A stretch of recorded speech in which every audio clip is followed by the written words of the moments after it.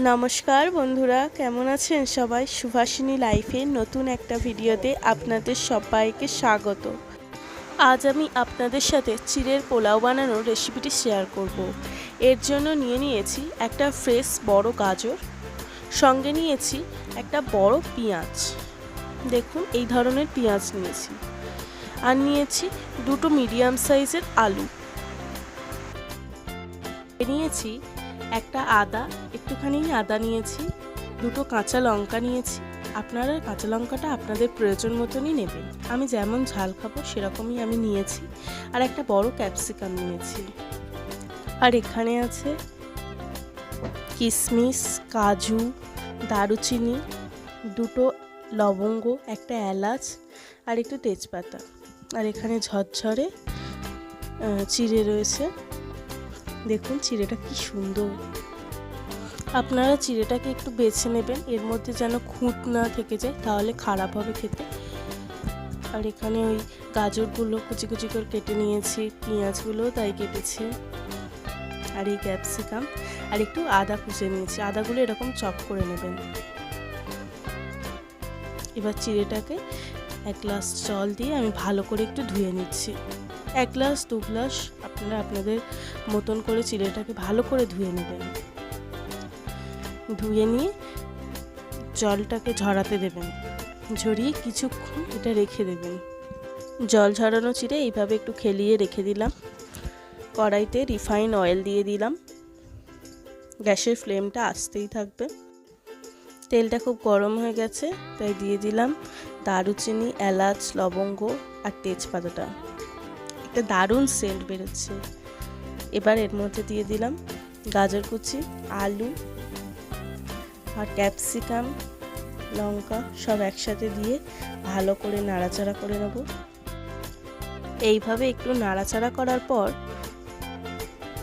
গ্যাসের ফ্লেমটা আস্তে রেখে এর মধ্যে একটা চাপা দিয়ে দেব। বেশিক্ষণ আবার চাপা দিয়ে রাখবেন না, মাঝখানে একটু একটু নেড়ে নেবেন যাতে না নিচেটা ধরে যায়। এবার এর মধ্যে দিয়ে দিলাম পেঁয়াজ কুচিগুলো। এই সময় চপ করা আদাগুলোও দিয়ে দেব। দিয়ে এটা ভালো করে নাড়াচাড়া করে নেব। আর আলুটা আমার হালকা হালকা সিদ্ধ হয়েও এসেছে। এখানে নিয়েছি নুন, লঙ্কা আর হলুদ, এতে বেশি মশলার প্রয়োজন হয় না। এবার এর মধ্যে দিয়ে দেব কিশমিশ আর কাজুগুলোকে ভালো করে নাড়াচাড়া করে নেব। ফের আমার আলু, গাজর, ক্যাপসিকাম সবই মোটামুটি ভালো সিদ্ধ হয়ে গেছে। নুন, হলুদ, লঙ্কা দিয়ে দিলাম। এবার আমার এই সুভাষিনী লাইভ চ্যানেলে এই অনেক কিছুরই শর্টস ভিডিও আছে। যাদের সময় কম অবশ্যই এই শর্টস ভিডিওগুলো দেখতে পারেন, তাতে উপকৃতই হবেন।